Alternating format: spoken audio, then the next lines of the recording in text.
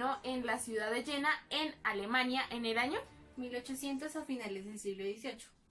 En primer lugar, hablaremos de la primera generación de románticos. Eran en su mayoría hombres jóvenes estudiosos. Aunque no era mucho lo que estudiaban, se decía que la pereza era la virtud romántica. La obligación de los románticos era vivir la vida o soñar para alejarse de ella. Además, fue la última postura común ante la vida en Europa. Pero, ¿por qué surgió el romanticismo? El romanticismo surgió como una reacción contra el culto a la razón de la Ilustración. En lugar de la razón, los románticos crearon nuevos lemas. Estos lemas fueron, en primer lugar, la imaginación, el sentimiento, la vivencia y la añoranza. La añoranza de algo lejano e inaccesible era típica de los románticos. Estos añoraron la naturaleza y la mística de esta misma. Así como también añoraron tiempos lejanos como la Edad Media y culturas lejanas como la de Oriente Medio. Los románticos se sentían atraídos por las ruinas, el amanecer, la noche y lo tétrico. Los románticos pensaban que los policías y los caseros eran filisteos. De hecho, creían que eran sus enemigos y además estaban destinados para hacer las tareas diarias. Los románticos no estaban de acuerdo en muchos aspectos con la sociedad, entonces esto generó una corriente enfocada hacia el individualismo, es decir, un culto al yo. Además, esto permitió que cada individuo tuviera la libertad de interpretar y expresarse desde su perspectiva.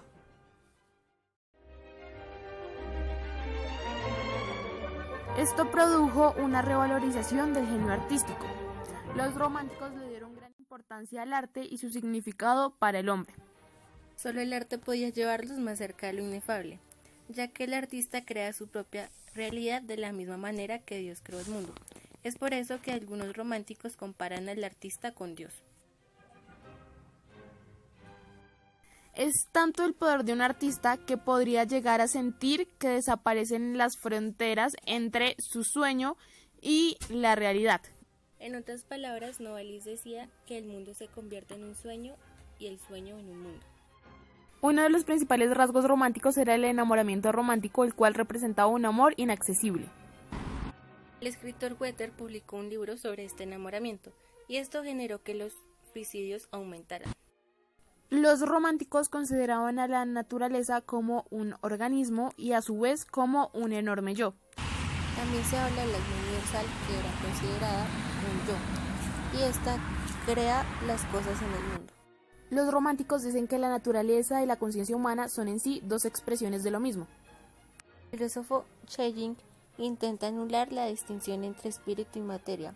Además decía que había una evolución en la naturaleza, lo que lo lleva a decir que ve la naturaleza como un organismo que desarrolla sus posibilidades inherentes.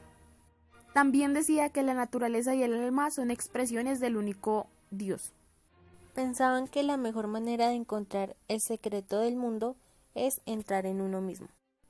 Novalis pensaba que el hombre lleva dentro de sí todo un universo. Los románticos pensaban que la naturaleza es como una planta que abre sus pétalos y hojas, o como un poeta que despliega sus poemas.